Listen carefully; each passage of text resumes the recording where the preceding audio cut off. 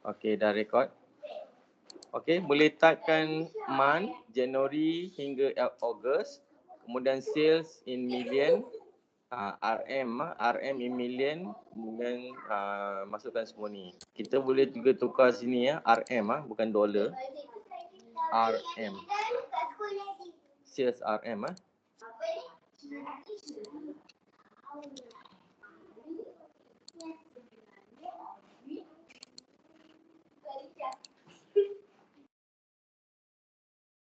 Okey, dah type.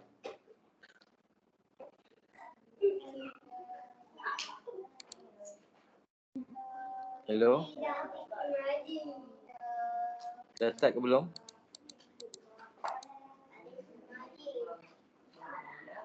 Doctor still typing. Okey.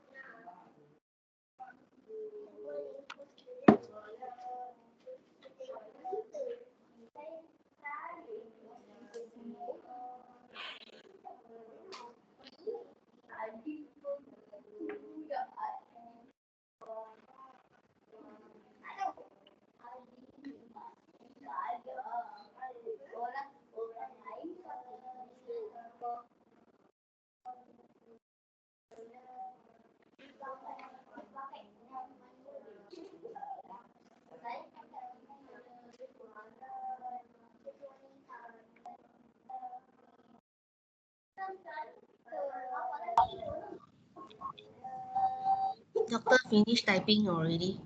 Okey.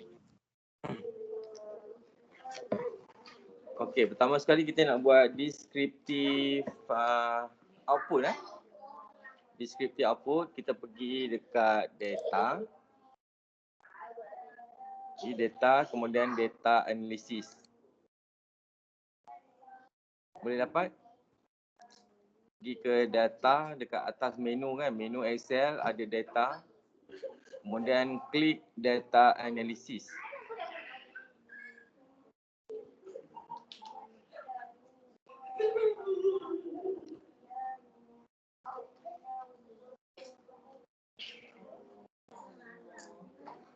Boleh?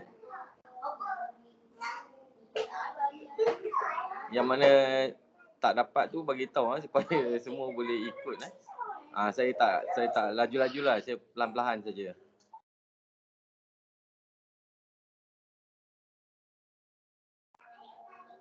Tapi kena bagi tahu jika terlepas kena bagi tahu. Ada jumpa data analysis? Jumpa. Jumpa doktor. Lepas data analysis, pilih descriptive statistic.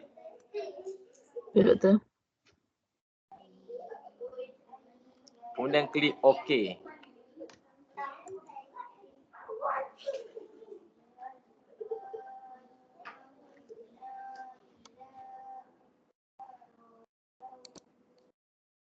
Okey, kemudian bila klik OK, dia akan keluar dialog box descriptive statistics. Okey doktor. Boleh? Boleh doktor? Kemudian masukkan input range Masukkan input range B1 hingga B9. Input range B1 hingga B9.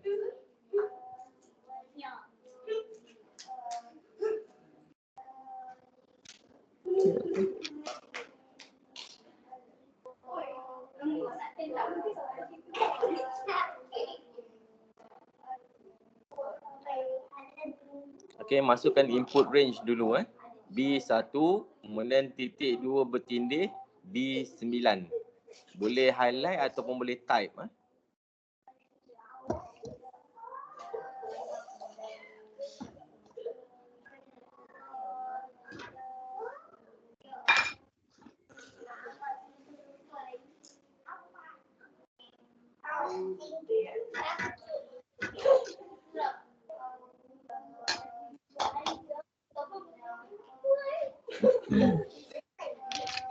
Dah input range dah okey?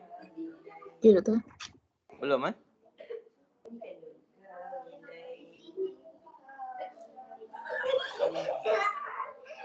Dah tekan okey ke doktor? Belum lagi. Sekejap. Okey. Baru Baik, input range sabar. Sabar, baru input range. Jadi input range masukkan B1, kemudian titik 2 bertindih B9. Kemudian pergi dekat kotak labels in first row. Labels in first row, kemudian tickkan label tu. Tickkan kotak tu. Ini untuk membolehkan kita menulis label ke atas tu lah. Sales RM tu kan. Itu maksudnya. Labels in first row. Row pertama, row 1. Jadi kita boleh pilih lah dekat dialog box tu ada banyak orang kata pilihan pilihan input dan juga output.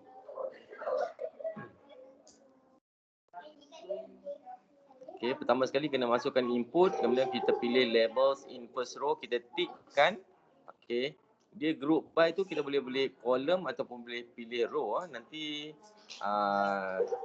mula ni kita pilih column dulu. Nanti boleh cubalah pilihkan row. Jadi tengok dia punya apa perubahan dia lah, apa perbezaan antara column dan juga row. Dan klik labels in first row. Kemudian kita pergi dekat output options, kita ada summary statistic. Klik summary statistic. Okey, ini adalah summary statistic, ni adalah statistik yang orang kata yang mudah-mudah sajalah, yang deskriptif saja.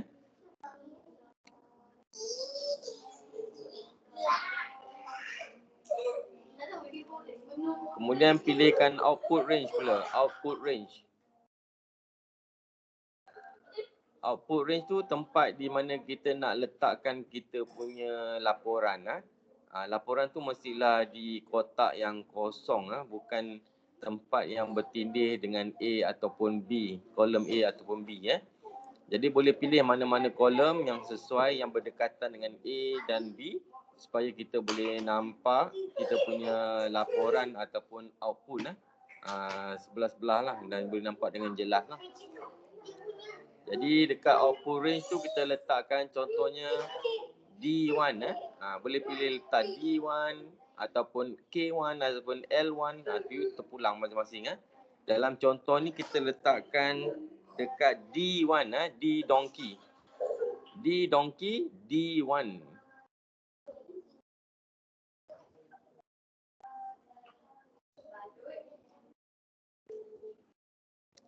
Okey, lepas letak D1 output range, lepas tu kita klik summary statistics. Yang lain-lain tu kita biarkan dekat output option tu. Pertama sekali kita tekan klik summary statistic. Yang kedua masukkan output range D1 donkey 1. Okey, lepas dah masukkan input range dengan label in first row, kemudian kita masukkan output range dan juga klik summary statistic. Kemudian klik OK.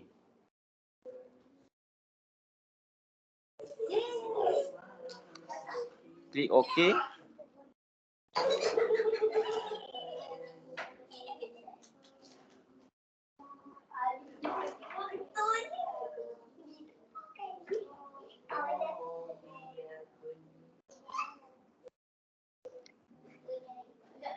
Boleh dapat output? Dapat. Siapa yang tak dapat? Sama dengan output saya tak? Sama. Kalau sama tu okey. Jadi kita boleh tengok output kita kan. Doktor saya tak dapat pun. Kenapa saya punya 116 dekat sale tu? Kenapa saya punya tajuk dia kan? Doktor punya sales RM. Saya punya 116.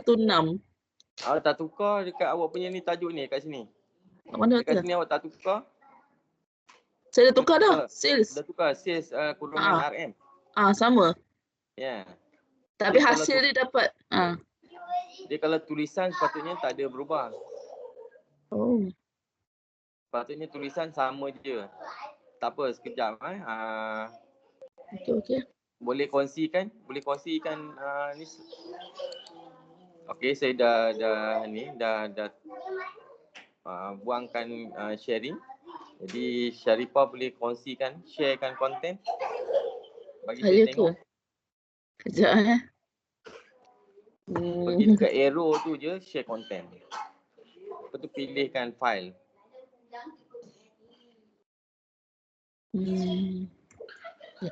Alamak, salah. Kejap.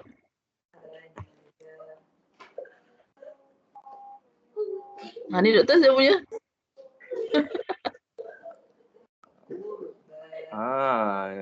Sebabnya output tu silap pilih tu, input range tu. So pergi input range Pergi balik data analysis. Okey. Kita tekan data analysis, kemudian dekat input range tu B1. Oh, B1. Itu nampak B2 kan? B1 ni. Tekan B1. Okey, so okey lah. Okey, alright. Okey doktor. Thank you doktor. Alright. Contoh Lagi ada siapa lagi yang nak Dah saya tunjukkan off konten share. yang tak dapat? Ada lagi siapa yang tak dapat nak tunjukkan konten? Macam hari tu Angela kan ada masalah, Angela dengan ada seorang lagi.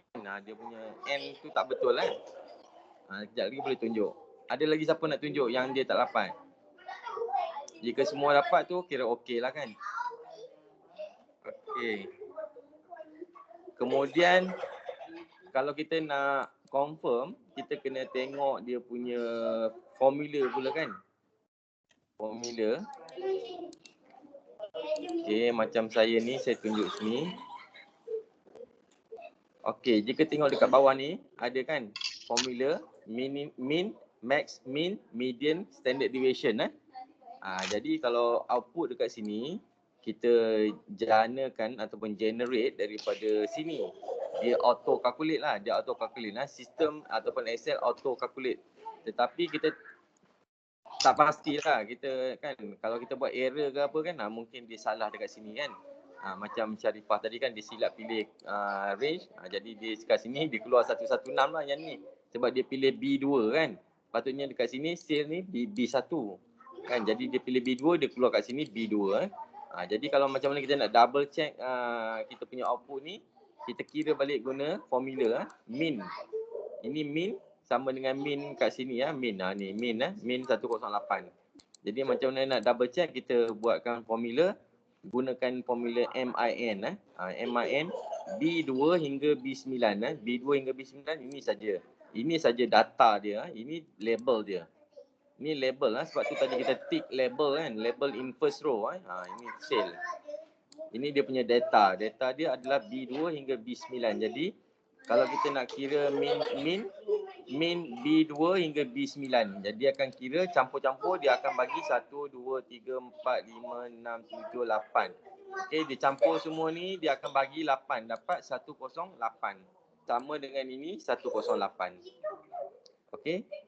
Cuba gunakan formula ni. Cuba kirakan ini min max guna formula ni Min formula dia ni. Boleh tiru. Boleh type kan dekat dia punya sebelah function tu, sebelah fx tu. Bila dah siap min, boleh cuba max, min, median dan juga standard deviation.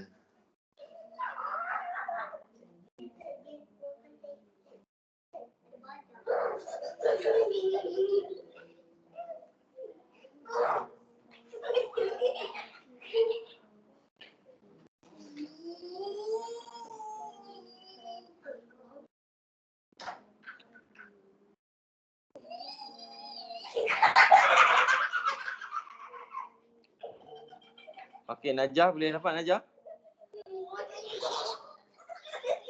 Boleh doktor? Najah, ada masalah? Tak ada, boleh. Okey Okey, good. Okey, lepas dah dapat min, boleh buat max, formula dia MAX B2 hingga B9 juga. Okey, kemudian mean, pilih average ya. Average. Ini formula dia.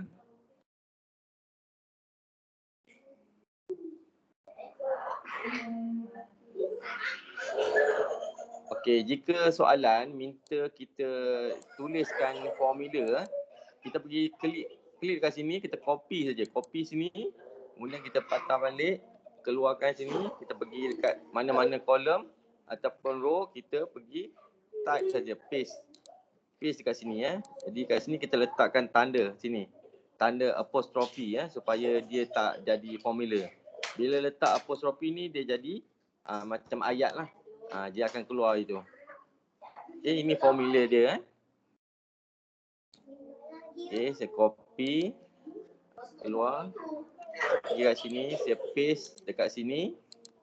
Okay, kemudian saya letak tanda apostrofi. Okay.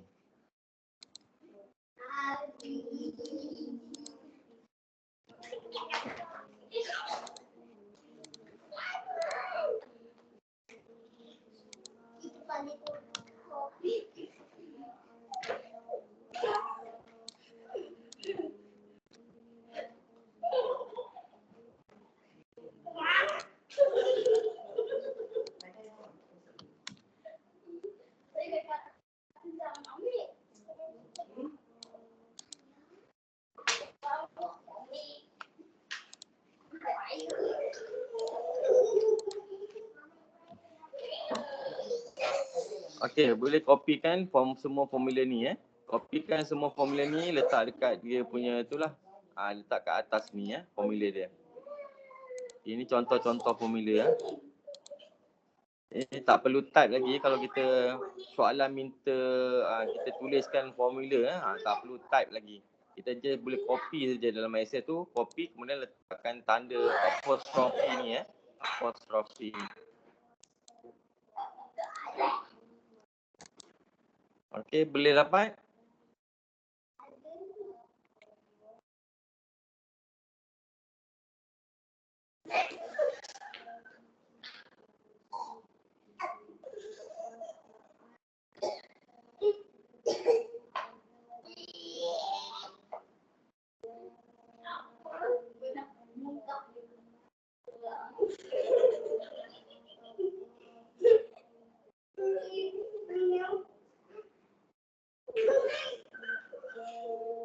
Okey, di kat sini count count 8 tu sama dengan dia punya n Count ni sama dengan n, 8. 1 2 3 4 5 6 7 8 itu masuk dia count Count 8 adalah ini. 8 data. Count ataupun n Sum adalah jumlah semua ni. Jumlah ni adalah sum jadi kalau untuk min, sum bahagi dengan n. Jadi dapatlah dia punya average min, average.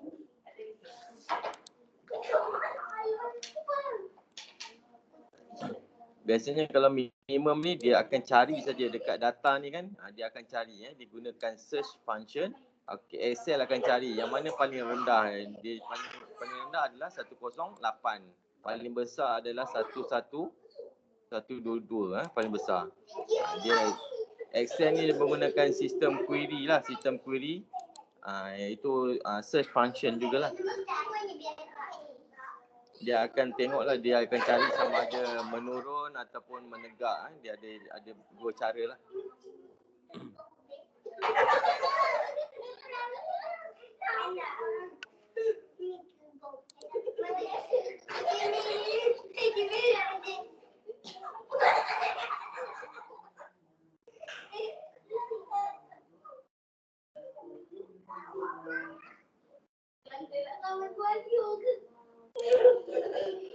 Okey, selesai yang ni?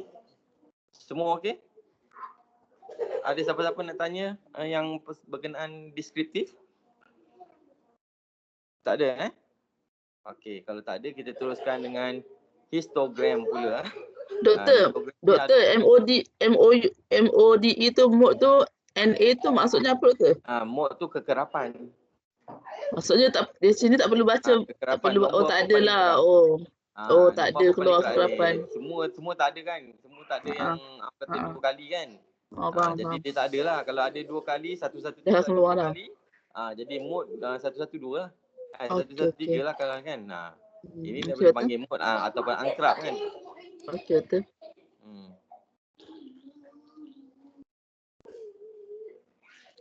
Okey, yang kedua kita nak buatkan diagram ni histogram. Okey, ini adalah kita punya data. Ini sama dengan data yang kita nak buat nanti data collection kan untuk assign kita punya projek nanti. Sama juga data kita akan masukkan. Cuma data ni dia ikutlah kita punya orang kata apa yang kita nak keluarkan. Kalau kita guna SPSS dia punya cara lain. Kalau kita guna Excel cara dia lain. Jadi berbeza lah. Jadi daripada raw data ni kita kena translate dulu ke dalam bin dan juga frekuensi barulah kita boleh buatkan histogram melalui bin dan juga frekuensi. Okey, yang ni kena tukarlah. Ini sebelah kiri ni adalah raw data. Raw data kita. Kalau kita punya questionnaire, data kita mengikut soalan kita dalam kita punya questionnaire. Jadi dia punya tu kita kena sesuaikanlah dengan kita punya cara nak analisa. Okay, dalam contoh ni kita nak buatkan histogram, jadi kita ada data ni secara rawak. Kemudian kita nak gantikan ni customer waiting time ni adalah data secara rawak, kita nak gantikan ke dalam bentuk frekuensi. Okay, frekuensi. Bin ni dia dah bagi siap bin. Okay, jadi kita letak ke bin ni. Bin ni adalah untuk sebagai identifier lah, macam years ke apa kan. Jadi kita boleh tengoklah frekuensi ke ni y-axis adalah frekuensi. Kalau kata y-axis ni adalah sale ataupun output ke ataupun year kan, boleh juga Biasanya number sebelah kanan lah biasanya ke atas. Dia x-axis ni adalah dia punya kebiasaan adalah year ataupun age. Okay, jadi sekarang ni kita punya x-axis adalah bin 60, bin 120. Jadi dia punya tambahan dia sebanyak 60 jadi dia punya orang kata multiplier dia adalah bukan multiplier, multiply by 2 lah. 60 kali 2, 60 kali 3, 60 kali 4. Jadi seterusnya lah. Jadi frekuensi dia daripada sini. Okay, kita masukkan dulu data ni. Kemudian kita nak alihkan ke dalam bentuk frekuensi Jadi semua mintakan isikan dulu macam ni. Typekan dulu semua data ni dalam Excel mengikut A1 A1 dekat sini dan sampai ke G11 dekat sini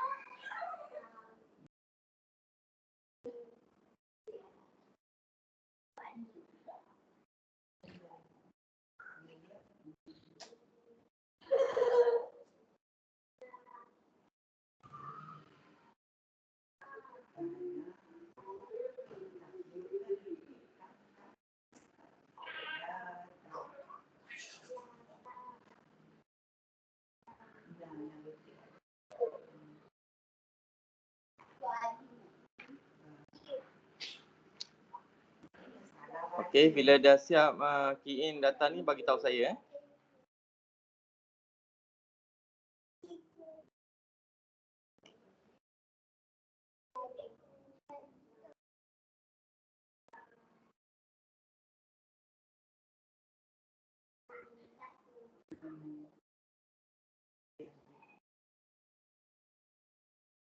Okey, soalan ingat.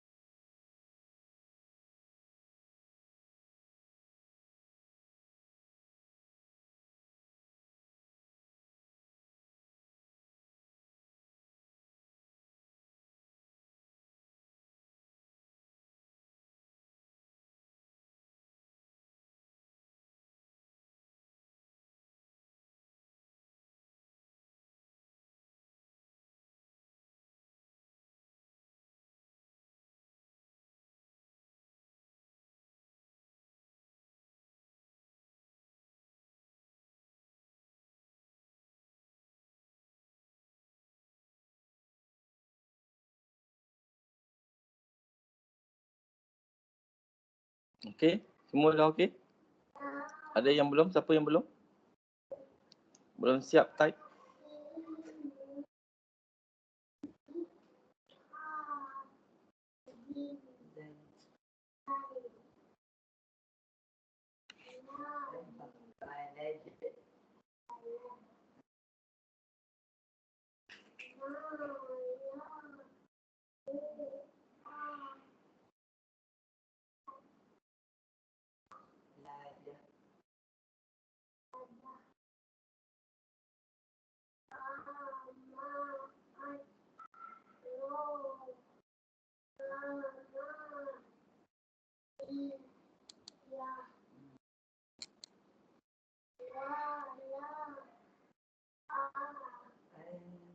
Okey, ikut doktor. Dah lama ni. Siap Nah, kot. semua dah, siap dah kot. okey ke? Kalau dah siap bagi tahu lah. Takut nanti terlepas kan. Okey, kemudian sama juga kita pergi ke data analisis. Okey, data analisis. Kemudian kita pilih histogram.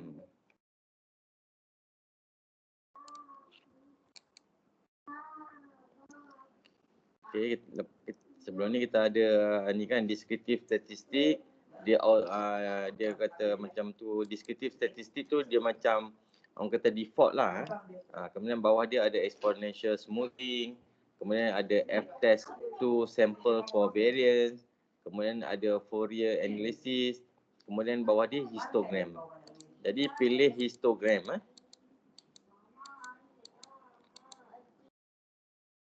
Kemudian tekan OK. Klik OK.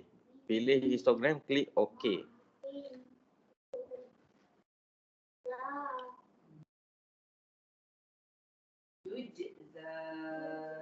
Okay, bila dah klik histogram, dia akan keluar dialog box macam descriptive statistik tadi.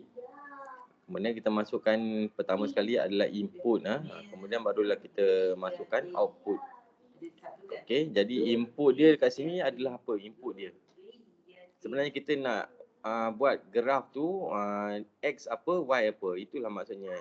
X adalah input, Y adalah output.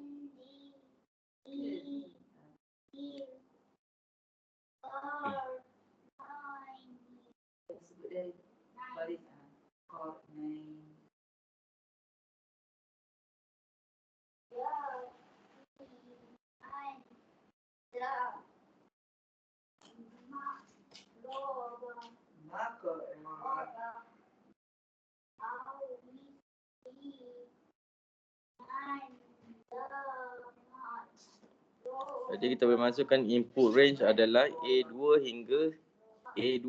A2 dekat sini kan. A2 hingga E11. A2 hingga E11 ini dia punya input range. Daripada 185 hingga 60 kat bawah ni dia punya input range.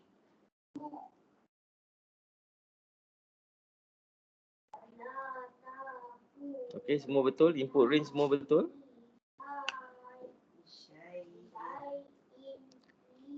Satu lagi saya nak bagi tahu, bila dalam Excel ni dia ada makna kan. Kalau kita letak dekat tanda dollar, tanda dollar tu maksud tanda yang tetap. Dia tak boleh, orang kata bila kita copy dia akan tetap, dia tak akan berubah. Jadi sebab tu dia ada kat sini tanda dollar. Depan A ada dollar, kemudian depan 2 pun ada dollar. Jadi kalau tak ada tanda dollar tu maksudnya A bila kita copy tarik bawah dia akan tukar jadi B, C, D, E Kemudian kalau 2 kalau kita tarik ke bawah copy dia akan jadi 3, 4, 5, 6. Itu maksudnya. Bila kata ada letak tanda dollar ni dia tanda tetap lah, dia panggil absolute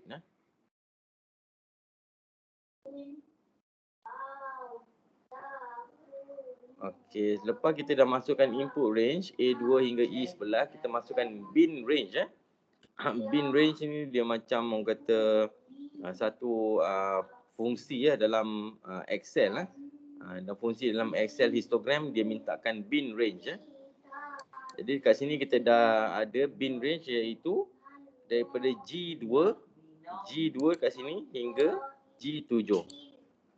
G2 hingga G7 bin range.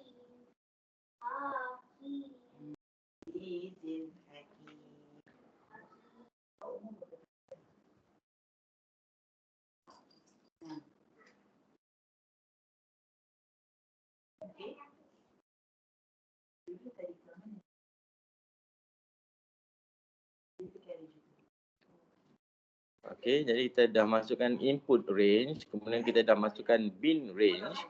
Kemudian next one kita klik output pula, output. Output ni kita nak menunjukkan orang kata dekat mana kan, dekat mana kita nak masukkan kita punya output. Jadi dekat sini output range kita letak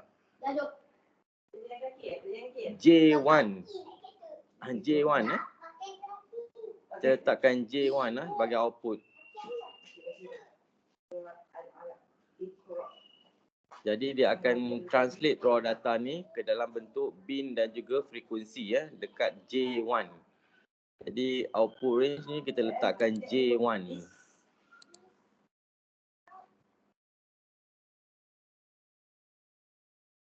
Kemudian klik OK. Apa akan dapat? Okay, dia akan dapat macam ni ya. Bila klik OK dia akan keluar macam ni.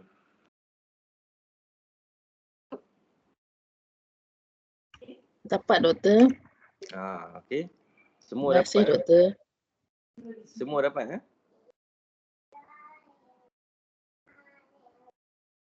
Pasti semua dapat, bukan seorang dua dapat, semua dapat. Doktor, dapat. Okay. Ada feedback lagi? Najah, Huda, Satya, Chua, Uzair tak ada. Teva pun, Teva dah lama tak ada ni. Tak dengar apa suara dia. Tak ada pemuka dia, Teva. Apa dia jadi dah, Teva? Kelas Datin Suraya, Datin kata dia masuk. Ada dia masuk tapi dia diam je. Dah 8 orang masuk 3 lagi tak ada. Uzair, siapa lagi? Zul dengan Z. Uzair dengan Z Ni otak-otak ni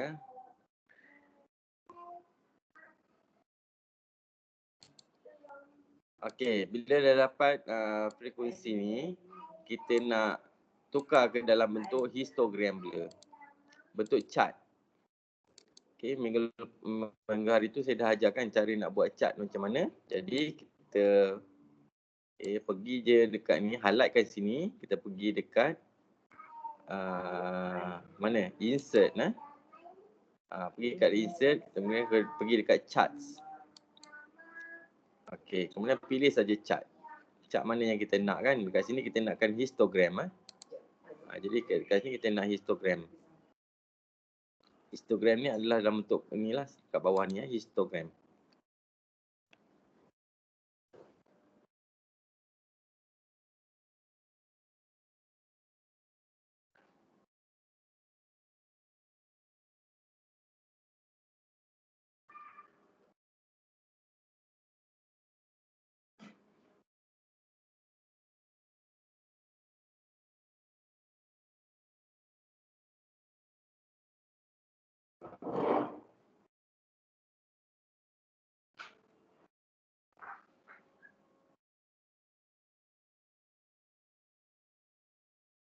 Okey, kita boleh guna histogram ni ataupun kita boleh guna kolom ni dalam contoh saya ni saya gunakan kolom.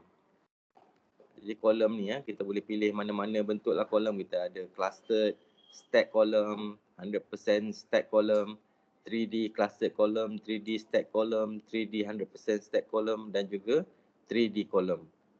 Boleh tengok nanti Nanti boleh cuba-cuba macam mana rupa setiap satu ni lah.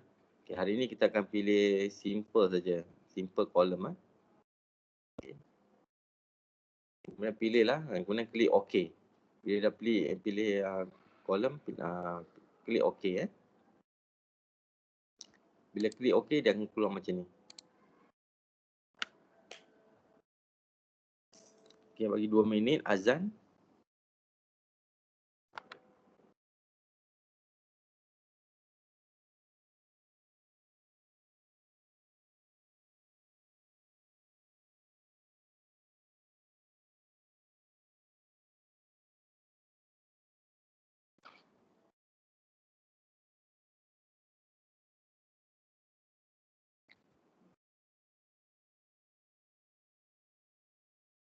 Okay, semua dapat dah? Diagram macam ni, chart macam ni, histogram.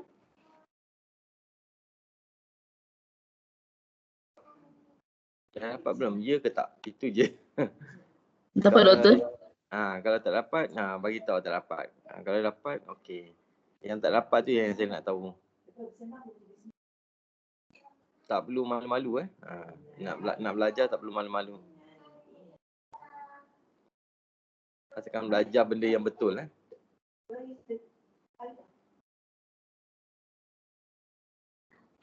Okey, ada lagi? Ada lagi siapa yang jawab?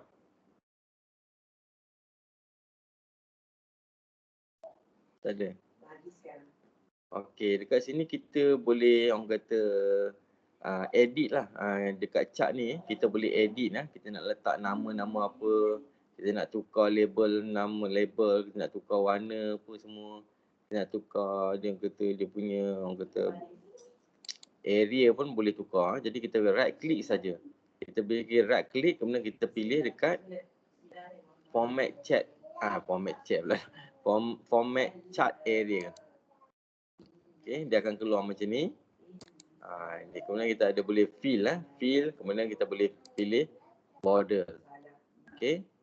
Kemudian bila kita klik dekat effect, dia akan keluar shadow, glow, soft edges, 3D format. Kemudian bila kita klik dekat size, sebelah kanan tu dia ada size. Kemudian ada properties, kemudian ada alternate text. Okey, itu kalau kita nak format lah. Format tu lebih pada orang kata makeup sajalah. Tapi kalau kita nak edit dia punya data, okey. Kalau kita tengok dekat kanan ni kan ada tanda plus kan. Dekat ni chart element dia kata add, remove or change chart element such as title, legend, grid line and data label. Okey. Ini kita cuba klik okey, keluar kat sini elemen. Jadi kita boleh tukarlah. Semua ni kita boleh tukar. Kita boleh pilih macam kita nak tukar. Okey.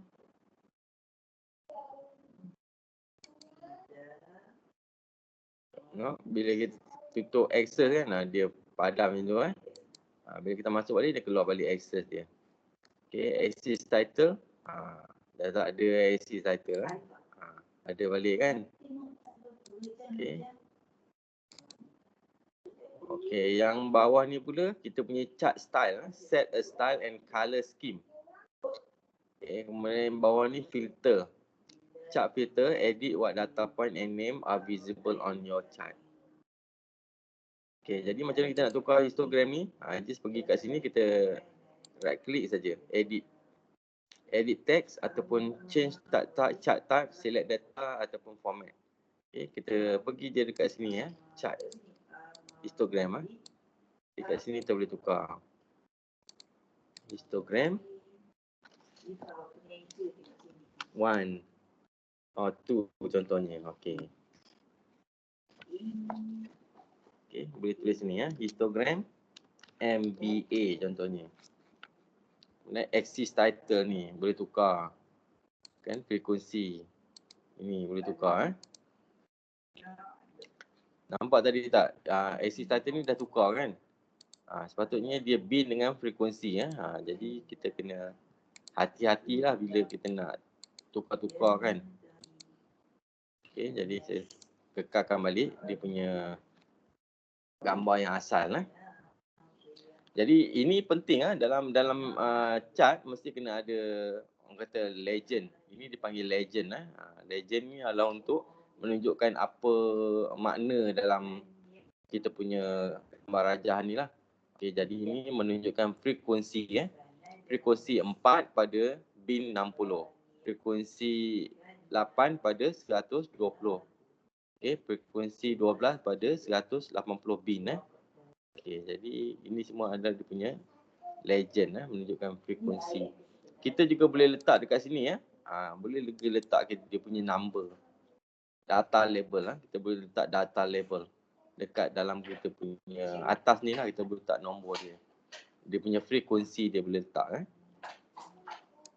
Okey, itu sedikit asas cara nak buat graf ataupun chart histogram harap semua dapatlah kan. Okey, seterusnya kita akan buat chart line chart pula line chart seperti ini. Okey, ini adalah menunjukkan time series time series di mana kita ada past data.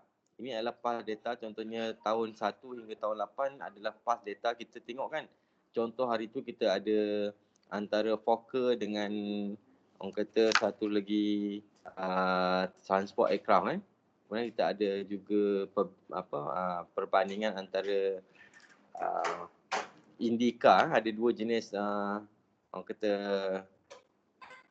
kereta laju kan, kereta race, kereta lumba untuk Indy ada dua jenis, satu yang enjin depan, satu lagi enjin belakang, ada perbezaan. Jadi daripada data tu kita buatkan dalam bentuk line bentuk line macam ni, line ataupun dia panggil orang kata line chart lah. Jadi bila ada pass data ni kita boleh tengok dia punya trend. Trend ini adalah menunjukkan time series time series.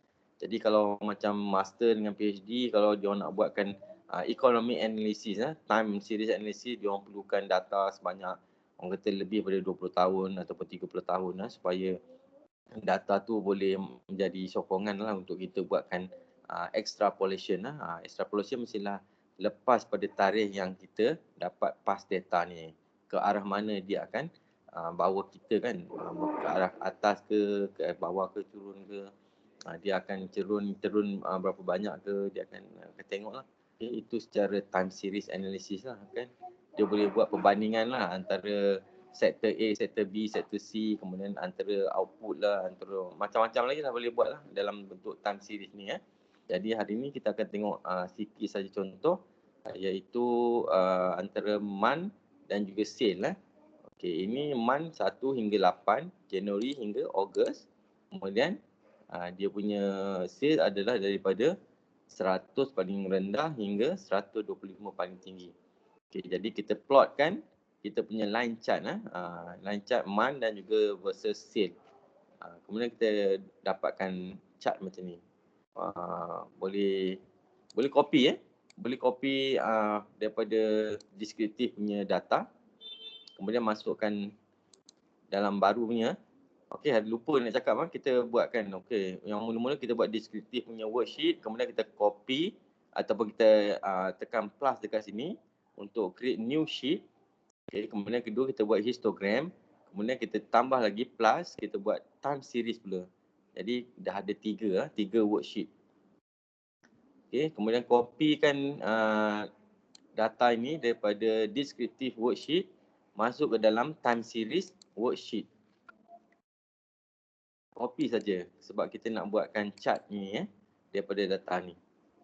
Chart ni kita dah tunjuk tadi macam mana nak buat chart mudah saja, highlightkan data sini, pergi kepada insert, kemudian pergi dekat chart, pilihlah chart jenis mana yang kita nak, kemudian paparkan. Kemudian kita make up kan kita punya chart ni supaya cantik-cantik lah dengan dia punya chart title, dia punya y-axis, x-axis, kemudian label dia, legend dia, warna dia, 3D ke tak 3D ke, kalau komputer yang canggih ada 4D ke. Kemudian kita nak terpulang lah nak ada grid line ni ke tak nak grid line ke, terpulang pada kita. Itu kita boleh play around nantilah. Sekarang ni semua boleh dapat lah kan time series ni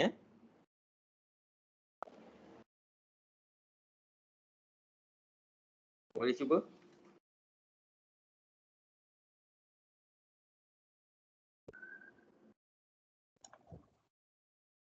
Boleh doktor.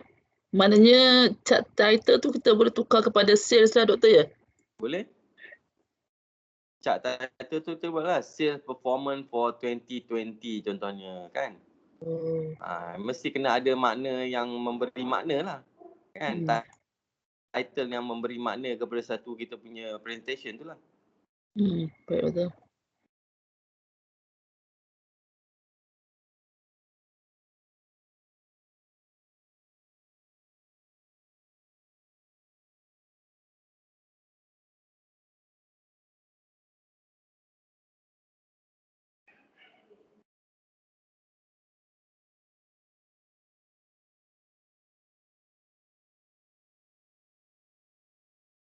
Okey, kalau chart ni saya gunakan line chart.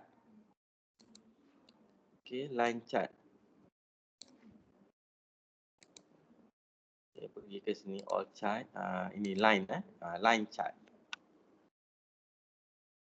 Dan boleh pilih line chart macam ni pun boleh Ini dia ada dia punya macam ni. Ada titik-titik lagi nampak menarik kan. Okey, ini adalah chart baru saya kan.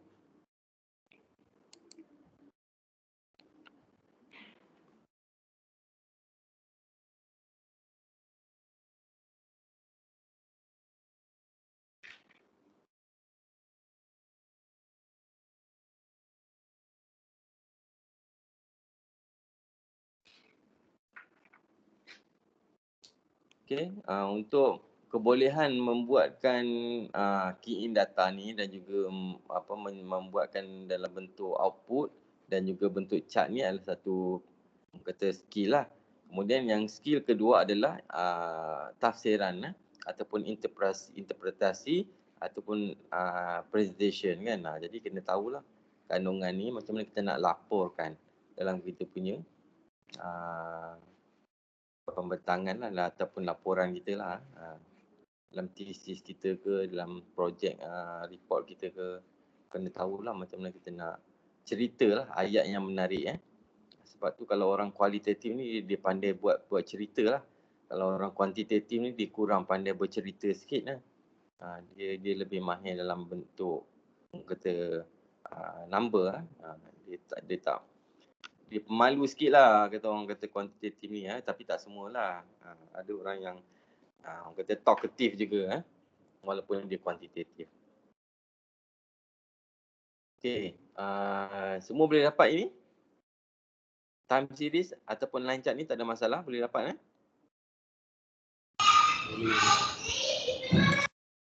apa tu? Siapa yang tak dapat boleh tanya.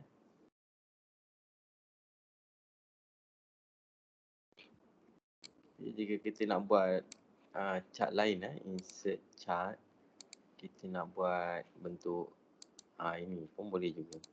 Pie chart.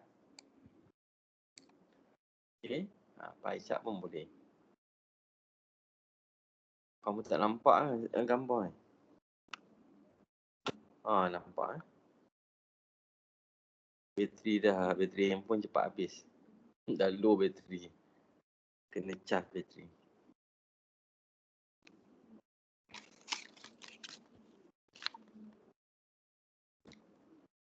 Okay, bila dah ada pie chart macam ni, kita kena label lah.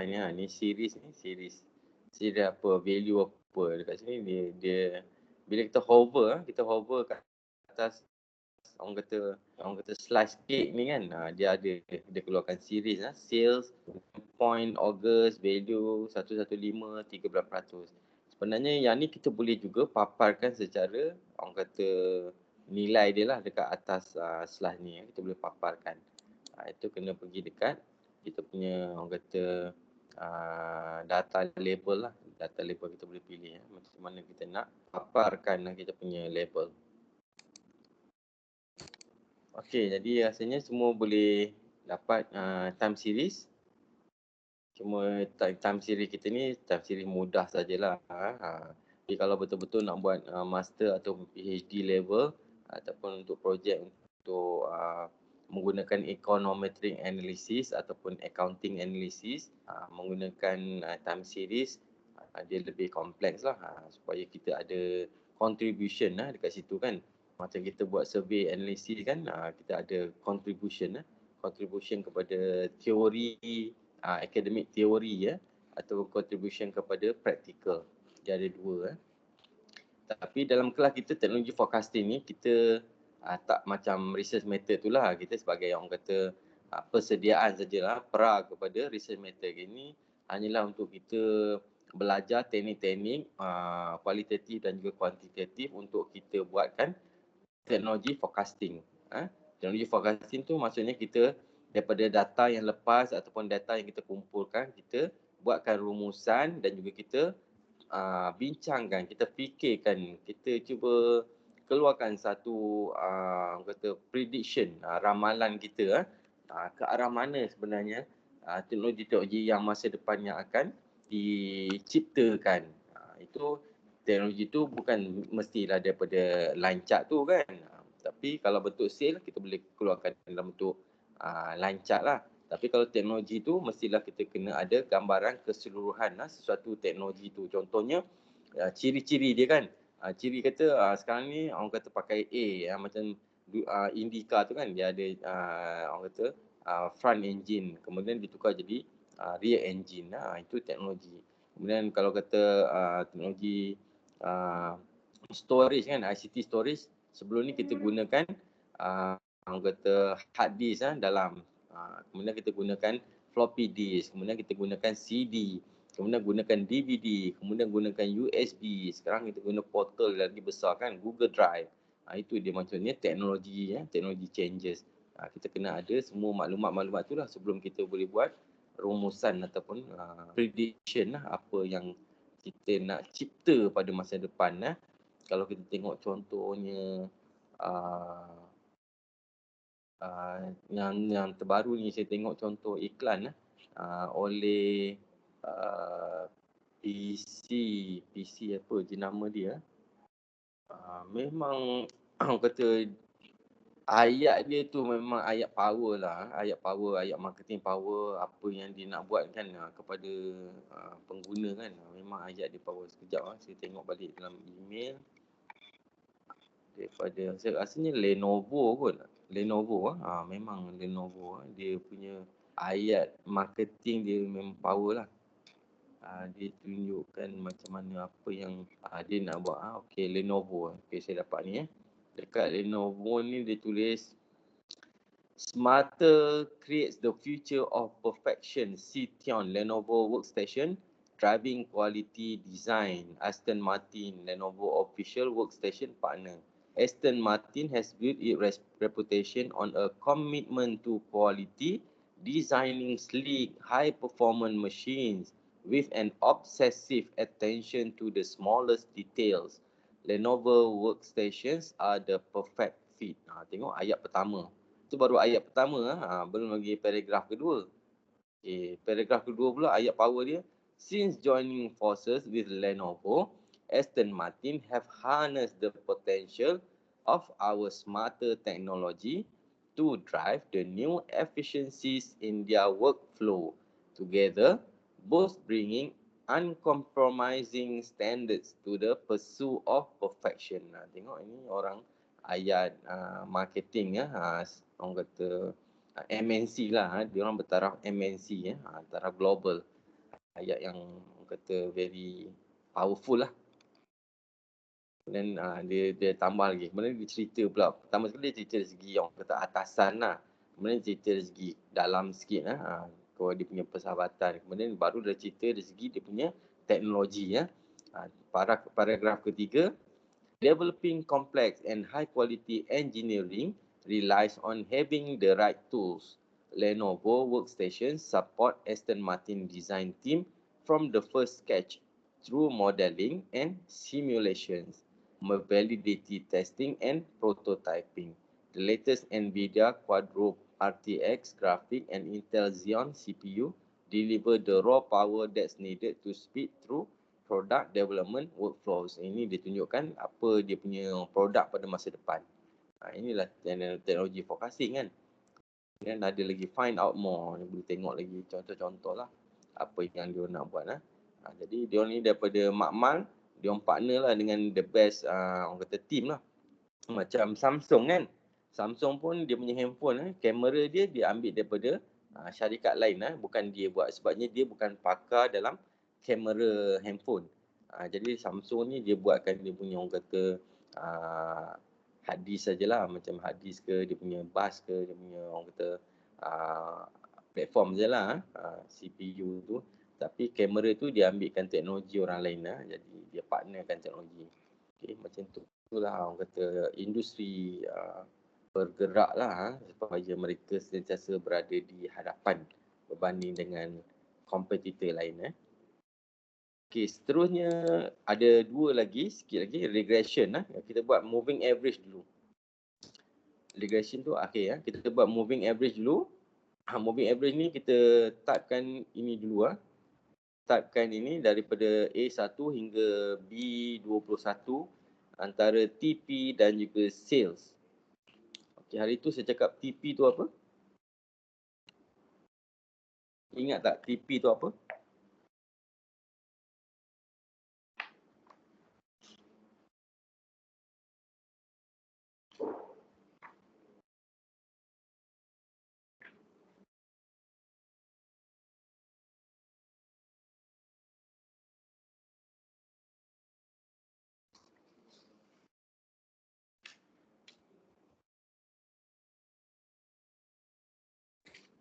Time period, Doktor. Okey, betul. Okay, sebenarnya Excel ni powerful lah. Banyak lagi kita boleh buat lah. Cumanya hari ni dalam kelas ni lah saya tunjuk sikit sajalah yang asas-asas yang berguna untuk kelas kita lah. Jadi Excel ni memang powerful lah.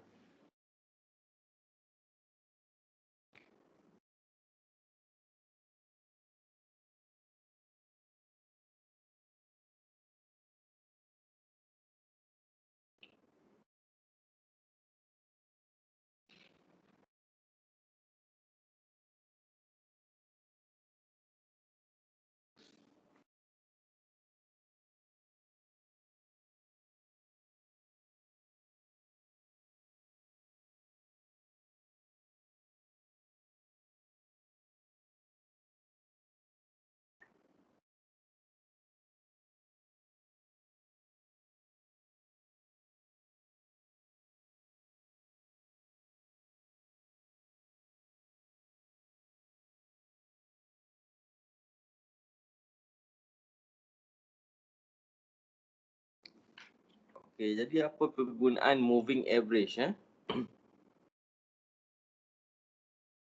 Moving average ni adalah dia tambahan dia kepada time series analysis. Time series analysis adalah dia punya kita punya TP dan juga sale kan, kita dapatkan line chart.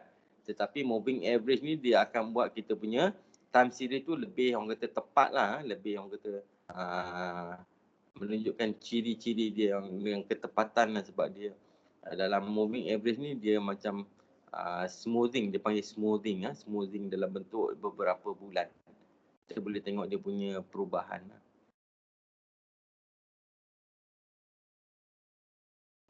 Salah satu lagi selain daripada moving average adalah exponential smoothing. Itu lebih kompleks lah, exponential smoothing. Jadi kalau dalam moving average ni kita ada moving average 2 month, moving average 3 month, 4 month, sampai ke biasanya 5 bulan lah, tak ada sampai ke 9 bulan. Kalau data kita banyak, kita boleh buat sampai 9 bulan lah.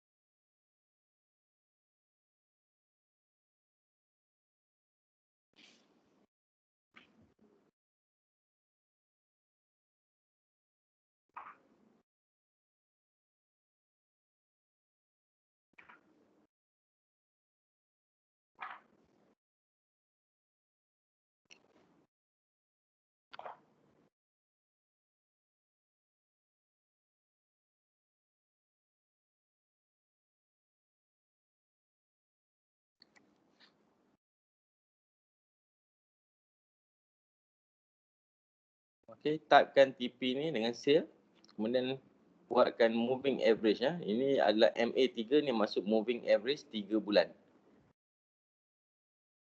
Boleh je nak buat 2 bulan pun boleh, tapi saya tunjuk contoh ni moving average 3 bulan. Jadi 3 bulan adalah 144 hingga 151 dan juga 134, jadi kita dapat 143 dia punya average. Itu dinamakan moving average untuk 144 bulan 1, 2, 3. Moving average dia 3 bulan 143. Kemudian bulan 3, 4, 5 pula moving average dia 145. Jadi kita boleh nampak dia punya kat sini dia punya trend kan. Trend dia antara 3 bulan tu pertama sekali 143. Kemudian bulan kedua dia akan jadi tambah, naik naik 145. Kemudian moving average yang ketiga turun balik jadi 143, 147 dia naik balik. Kita boleh nampak kat sini, dia boleh nampak trend dia. Trend dia secara moving average dia lebih pada smooth lah bandingkan pada trend yang line analysis ni kan, line chart ni dia nampak macam orang kata tak raw lah, dia masih raw mengikut bulan. Tapi kalau moving average ni lebih nampak smoothing dia nampak orang kata lebih halus lah. Dia punya average dia. Ni kalau 3 tu lebih halus lah banding dengan 2. Dia average tu kan. Tapi dia terselindung sebab kat sini dia lindung 144, 151 dan juga dekat sini 151 paling tinggi. Yang paling rendah 134. Jadi average dia kita nampak 143. Tapi sebenarnya gambaran dia adalah 151 yang paling tinggi kan. Jadi kita boleh banding dua graf antara graf line chart yang asal dengan line chart moving average 3. Jadi kita boleh tengok tu dia punya perbandingan. Yang mana satu yang orang kata yang cantik lah, pulang pada kita lah. Kita nak interpret kat mana, kita nak bagi kat bos yang mana satu kan. Biasanya moving average tu lagi cantik lah. Tapi cuma dia orang kata hidden lah. Dan dia punya orang kata raw data ni kan. Okay, lepas kita buat ni, kita boleh create chart lah. Kita create chart, maksudnya daripada ni lah, bulan 1 sampai bulan 20. Kemudian kita mapkan dengan sini, kita boleh buat chart moving average. Okay, dan ni kita kena hide lah. Okay, contohnya kita copy sini. Kemudian kita copy moving average.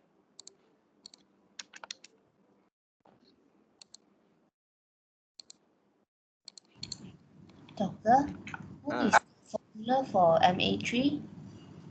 Moving average 3, ini. Yes. Sum B2 hingga B4 divided by 3. Okay, got it. Thank you, Doctor. Okay, lepas tu copy saja.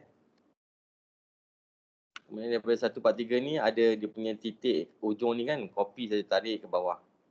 Sampai C22.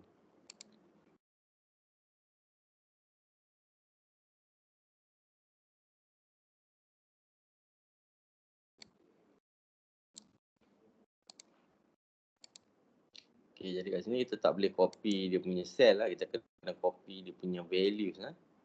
Paste values 1, 2, 3. Okay, jadi paste value kita dapat sama value dia kat sini.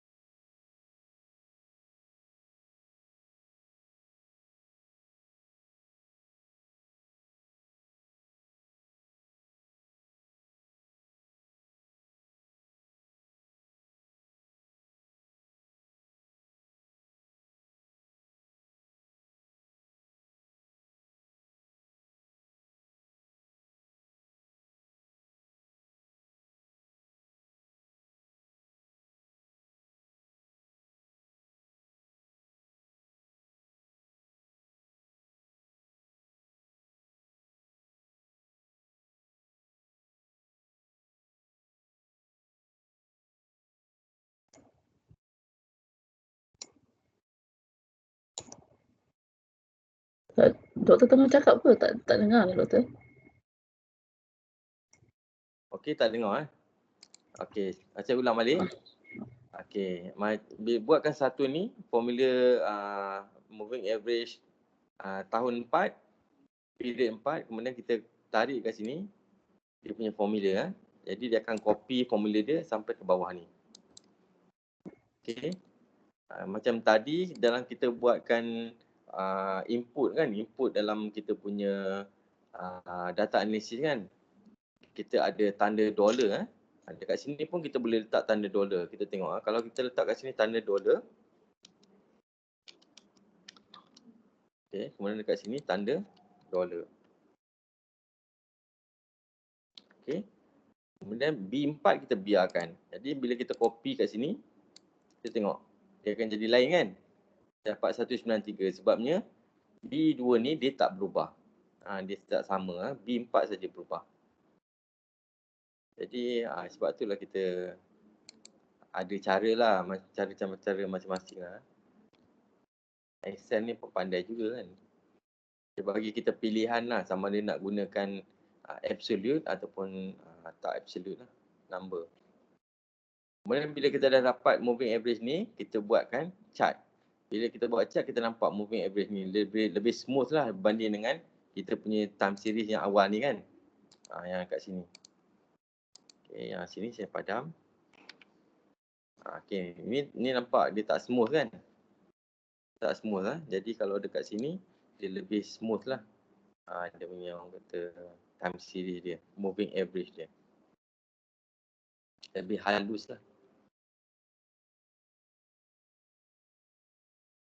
Okey, jadi seterusnya kita akan belajar regression pula. Ini paling penting.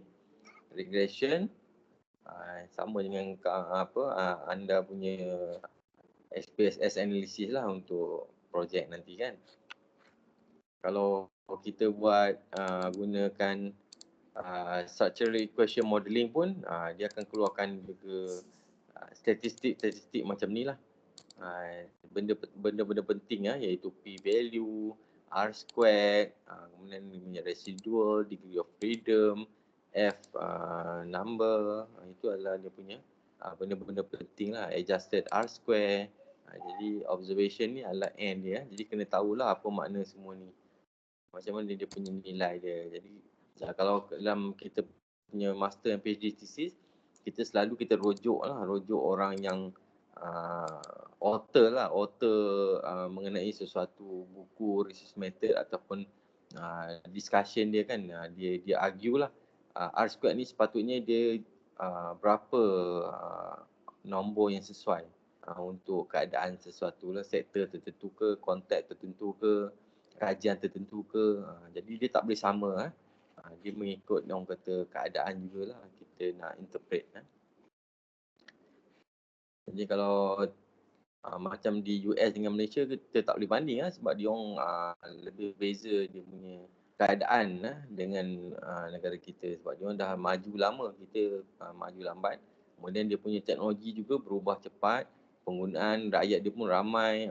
Dia ada banyak faktor yang menyebabkan dia punya orang kata output ni berbeza dengan kita lah. Kalau biasanya kita tengoklah negara maju punya kajian lah sebelum kita buat konteks Malaysia kan, adakah sama dia punya generalization dia dengan negara maju. Jika faktor tu didapati berbeza dengan dapatan daripada research yang sebelumnya dengan negara maju ataupun negara lain, kemudian barulah kita buat hujah, kita buat sandaran lah, kemudian kita cari backup. Author ni kata boleh dia punya R-squared berjumlah 0.49 contohnya kan. Itu cara kita nak backup lah. Kita nak justify kita punya findings. Jadi jangan kata semua finding salah. Method kalau salah itu yang memang salah. Kalau method tu betul tapi finding tu orang kata lari sikit, tetap ada masalah. Yang penting method daripada A sampai Z kena betul lah. Jadi problem statement tu yang paling penting kena buat betul daripada mula. Problem statement cari problem, kemudian keluarkan research objective, research question, kemudian keluarkan kita punya framework, kemudian hypothesis. Itu yang paling penting, paling awal. Jika yang tu dah salah, nanti kita punya questionnaire juga salah, kita punya analysis juga salah, kemudian kita punya tafsiran juga salah. Head tu mesti kena betul dulu. Okay. Kemudian untuk buatkan regression analysis, kita typekan semua maklumat ni. Okay, typekan maklumat ni dulu.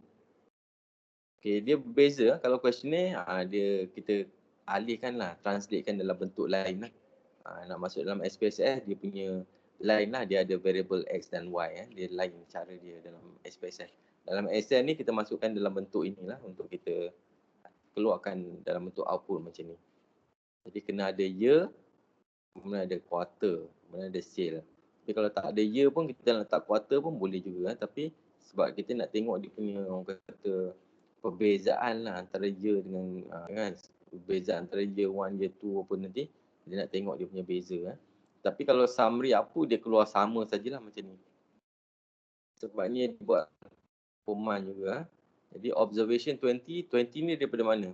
20 ni adalah daripada sini 1 sampai 21. Jadi key in kan dulu semua maklumat ni. Sementara saya nak charge bateri sekejap.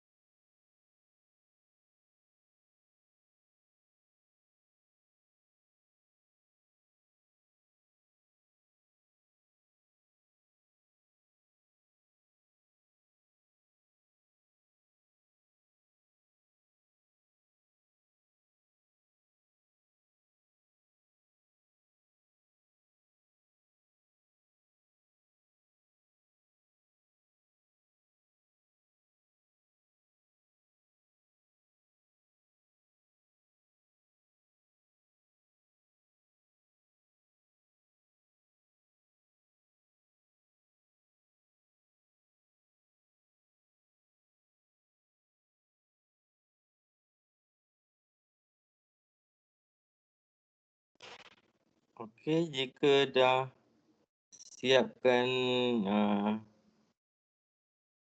tulis daripada A sampai ke D A1 sampai ke D21 boleh bagi tahulah. Sudah siap, Doktor. Oh, dah siap cepat Okey, sebenarnya kalau yang ni kita nak tengokkan antara sale dan juga time period sajalah dia punya orang kata output lah. Sebelum tu kita kena translate dulu daripada year and quarter lah mengikut dia punya sale dan juga time period. Okey, sekarang ni saya nak tunjukkan contoh.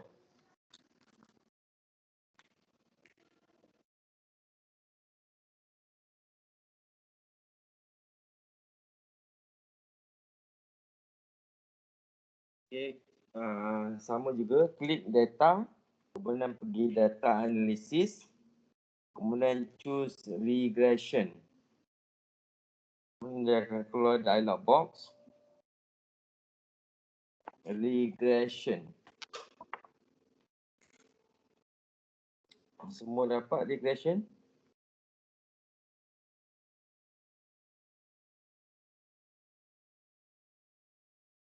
Kemudian masukkan input range. Input range dia ada dua, Y dan juga X.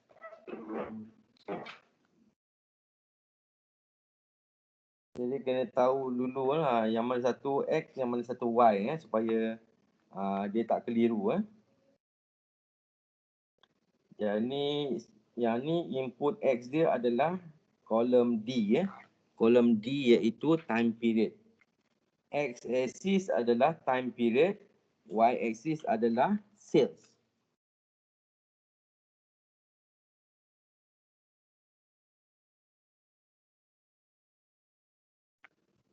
Jadi input Y range tu daripada mana sampai mana? Siapa boleh jawab? Input Y range daripada mana sampai mana? C1 sampai C21. Ya, betul. X range? D1 sampai D21. Okey, betul. Kemudian klik label. Bawah input X range tu ada label kan? Klik label, tick label.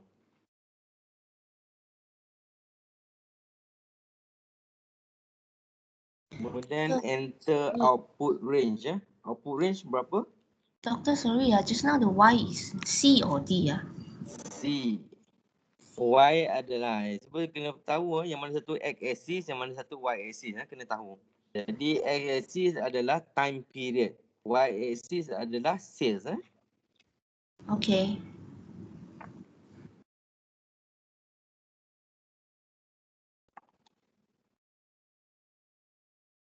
Okey, kemudian klik labels. Lepas tu masukkan output pula.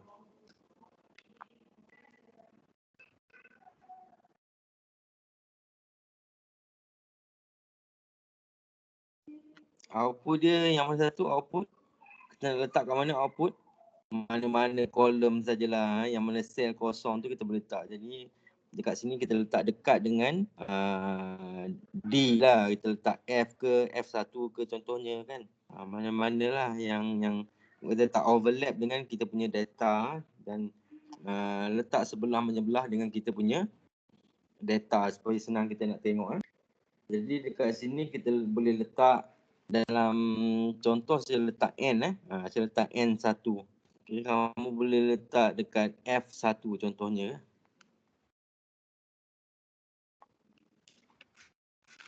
Okey, dalam kita punya dialog box tu lagi banyak constant is zero, confidence level. Kemudian kita boleh letakkan new worksheet apply, new workbook. Kemudian ada residuals, ada standardized residual, residual plot, line fit plot. Kemudian ada normal probability plot Jadi kena tahu dulu maksud semua menu tu barulah kita boleh sama ada kita nak report ke tak menu-menu tersebut lah. Dalam contoh ni saya bagi yang contoh asas yang mudah saja. Kita hanya masukkan input Y range, kemudian input X range, kemudian tick labels, kemudian masukkan output range dekat mana kita nak paparkan kita punya laporan. Itu sahaja. Kemudian klik OK. Kemudian lihat kita punya output. Lihat summary output. Dapat sama macam saya tak? Sama. Okey. Bila dah sama tu maksudnya kamu dah tahulah cara nak betul yang nak masukkan data-data lah dalam kita punya dialog box untuk keluarkan output. Tapi bila dah ada summary output tu kena tahulah apa makna-makna setiap satu tu kan. Contohnya kita ada kat sini regression statistic, multiple R, kemudian ada R squared, adjusted R squared, standard error, kemudian ada observation. Jadi kena fahamlah setiap satu tu apa makna dia. Kemudian ANOVA, kemudian dia punya intercept dan juga time period kat bawah tu kan. Apakah yang penting-penting lah. Jadi dalam summary output ni yang penting adalah kita punya R squared, adjusted R squared, kemudian N, standard error, kemudian kita tengok dekat degree of freedom. Di bawah ANOVA, kita tengok kat degree of freedom. Kemudian kita tengok F value. Kemudian kita tengok dekat bawah, bawah sekali intercept tu kita ada coefficient 140.542 kan. Itu maksudnya adalah dia punya slope. Slope multiple regression kan, kita ada Y equal to B plus alpha A plus BX kan. Jadi BX tu, B kosong tu adalah 140.54. Okay, yang dekat TP tu 1.7718 tu adalah B1. Dia punya kecerunan, gradient ataupun slope dia. Kemudian kita tengok dekat P value, kita ada 0.000566. Itu adalah P value. P value adalah menunjukkan significance kita punya output. Dalam contoh ni adalah 0.000. Jadi dia adalah bawah 0.005. Jadi dia ada kosong. Jadi dia adalah signifikan ke tak signifikan result dia ni?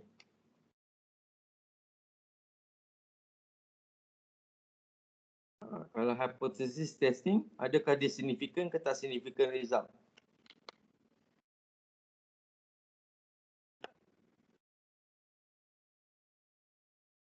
Okay, kalau P value kurang daripada 0.005, dia adalah signifikan.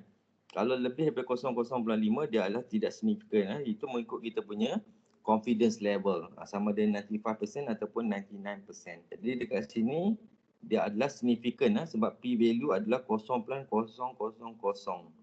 Dia kurang daripada 0.005. Jadi dekat sini kita boleh kata dia punya correlation antara X dan Y adalah signifikan.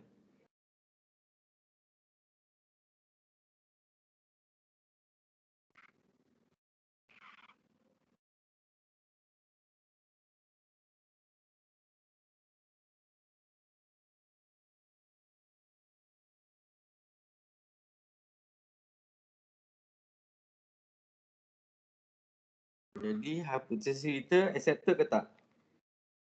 H0 rejected, H1 accepted.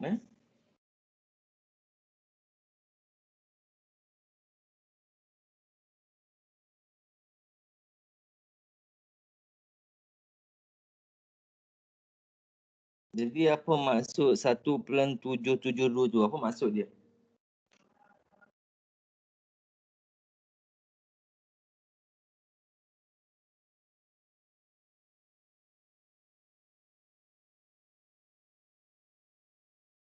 Okay, maksudnya sales are increasing at a rate of about $1,772,200 ataupun ringgit per quarter. Itu maksudnya B1 B1 kat bawah tu 1.772 tu maksudnya adalah sales are increasing at a rate of about $1,772,200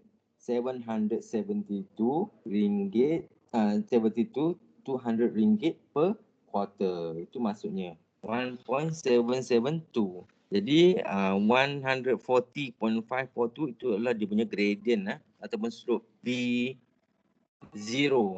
Kita dah ni kan, dah belajar kan dalam kelas multiple regression apa maksud V kan. Jadi kena baca baliklah, ulang baliklah dia punya makna semua itulah dalam multiple regression dan juga linear correlation. Okey, itu saja untuk kelas hari ini. Ada soalan? Harap semua boleh faham.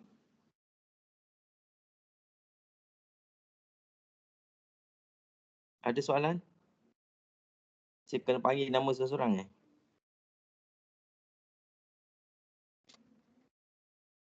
Handphone tengah charging, jadi kena jerit sikit lah.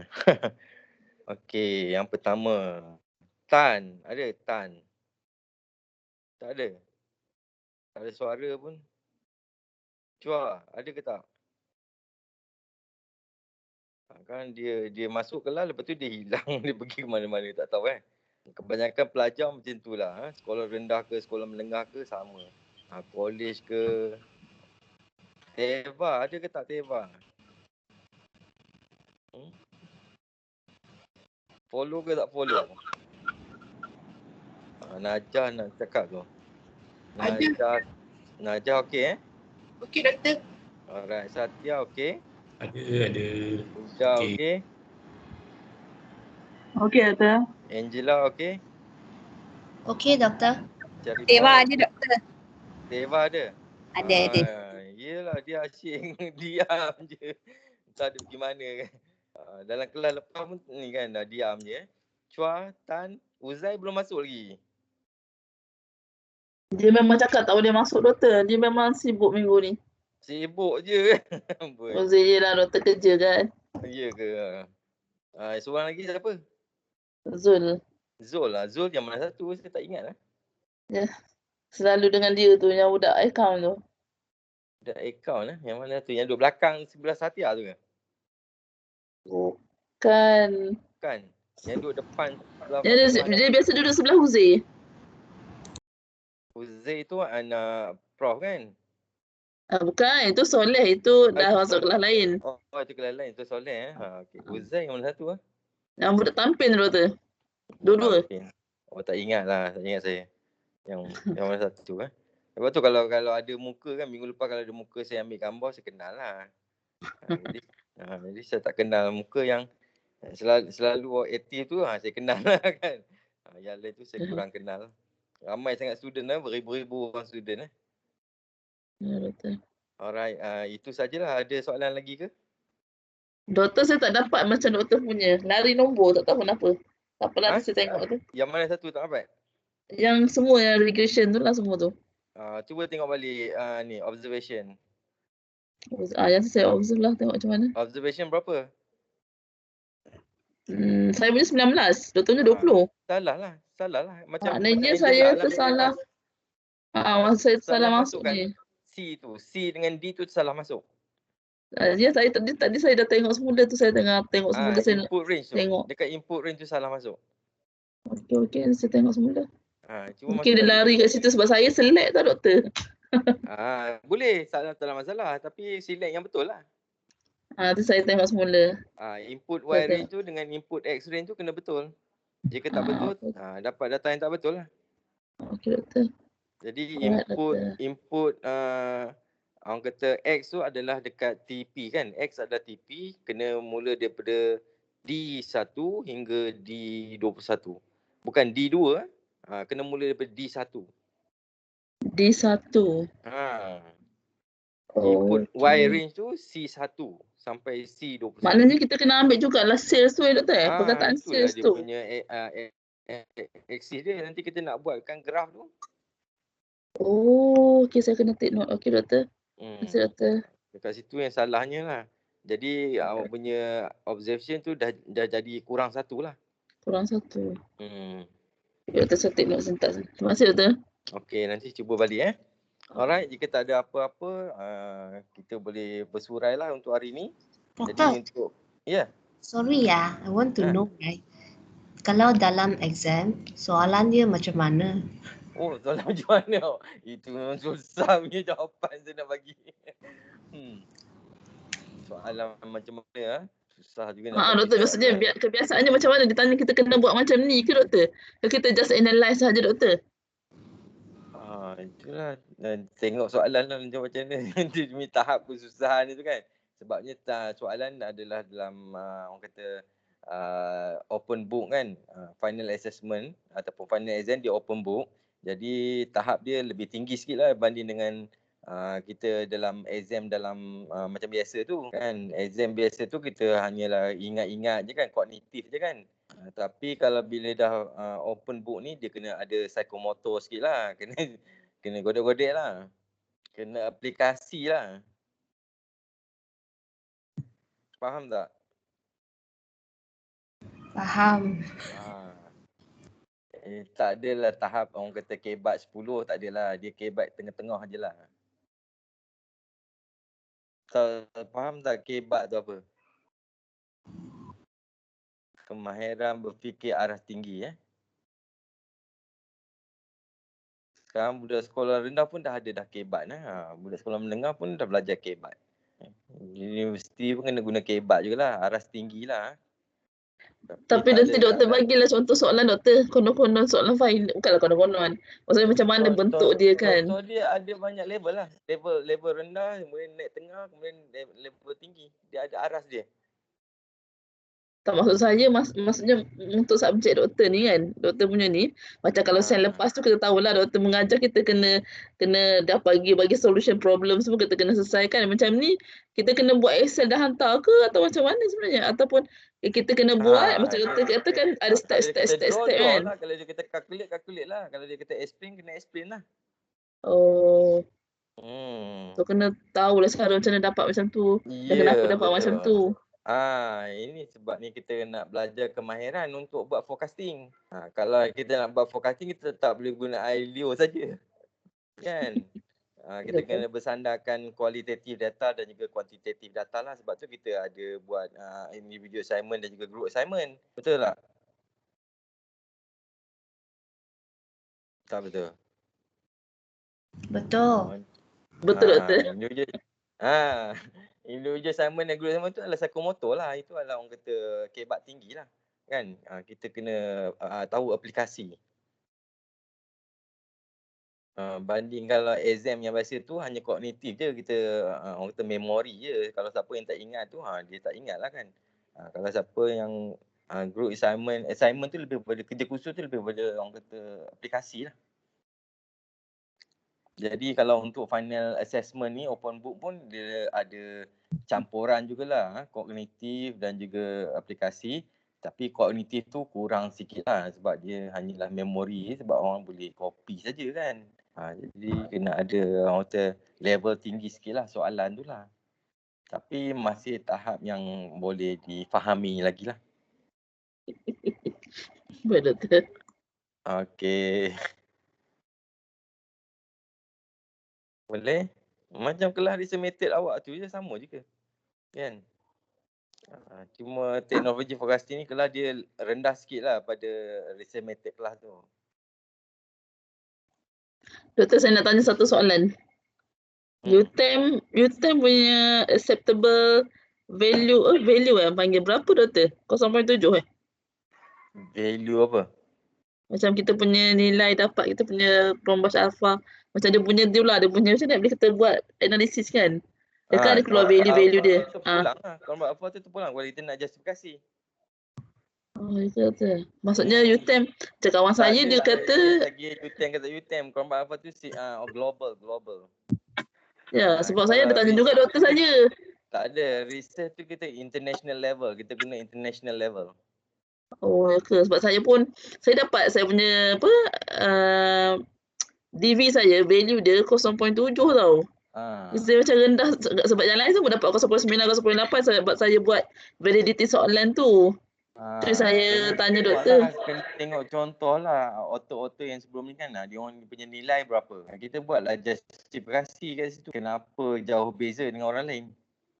Oh, okey doktor. Okey doktor. Okey. Ada soalan lagi? Saya tak ada doktor. Terima kasih doktor. Okey. Jadi semua okey Tan dengan Chua tak keluar juga. Tak ada suara. Entah dia orang kat mana kan. Alright, jika tak ada apa, kita berhenti kat sini lah pukul 9.30 lah. Okay. Terima kasih semualah kerana hadir dalam kelas.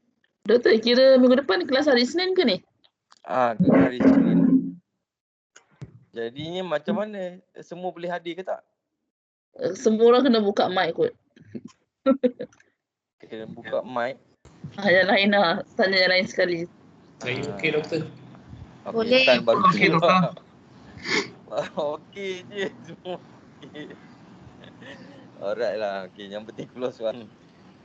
Okay, jika tak ada apa, okay, itu sajalah. Terima kasih Okey. Okay doktor. So next week hari Isnin doktor ya?